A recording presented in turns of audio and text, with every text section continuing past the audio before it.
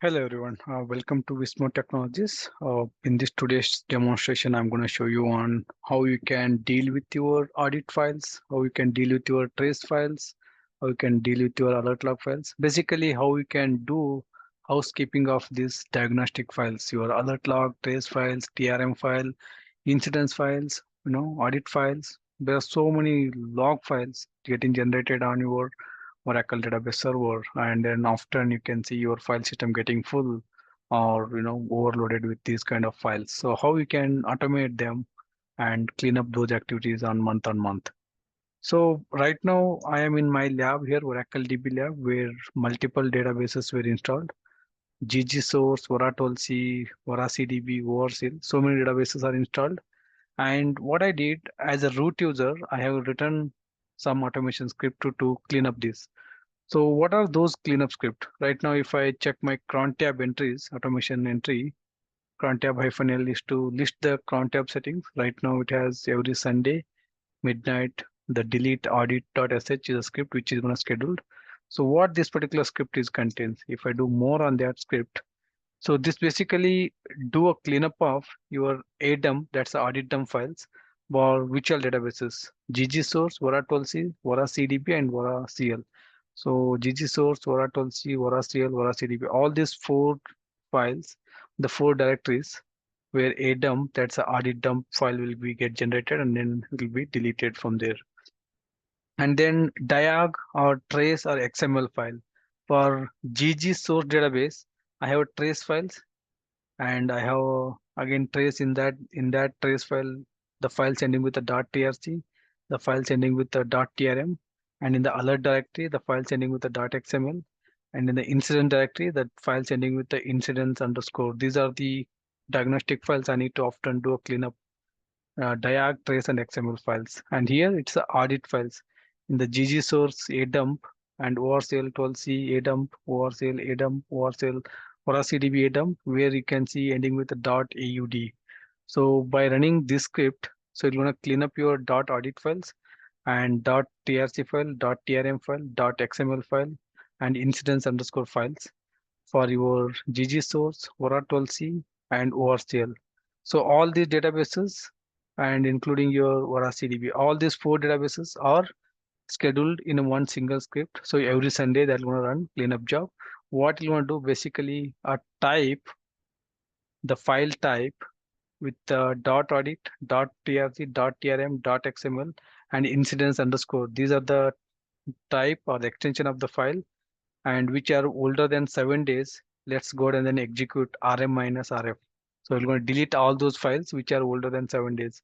If you don't want to delete them, you want to archive them, you can use instead of execute rm minus rf, you can execute tar backup. Whatever the older than 7 days, it's going to generate the tar file into your some backup location. You can just tweak around that one. But right now I'm just deleting all those files which are older than 7 days. Go ahead and delete it. But one thing you notice here, I'm running this cron app as a root user. Why? Because I have GG source, Ora12C, and ORCL. All these three databases are running with Oracle user. And then I have this OraCDB, which is running with OraDev. Basically, I need to create a two script, delete audit for Oracle user, delete audit for OraDev user. I need to go to that respective Oracle user and then schedule them in a Oracle user's cron job. I need to go into OraDev user and then write one more shell script to schedule that deletion of these trace files. So ORCL, OraCDB, and GG source. What are those? Like OraCDB is owned by Dev, except OraCDB, ORCL, Ora12C, and GG source as a Oracle owner. I can create one shell script, and then this OraCDB, I can create one more shell script, and then I can log into that respective Oracle user, OraDev user, and then I can schedule a cron job so that it will be deleted accordingly. So if I run this one right now as a root user, cron tab -l, I'm going to run this one, sh run. So all the script cleanup is done. Like if I can go to one of the audit files and run it. So right now I can see April 1st. April 1st, only last 7 days it should be holding here. April 1st. If I scroll up all the way top, so right now it has only 1 day of audit files. If I can go to any other files or any other directories, let's go with the one of the incident directory for GG source, LSF and LTRH. So right now no incidents. So let's go to one more directory, ORCL alert. Let's go into that.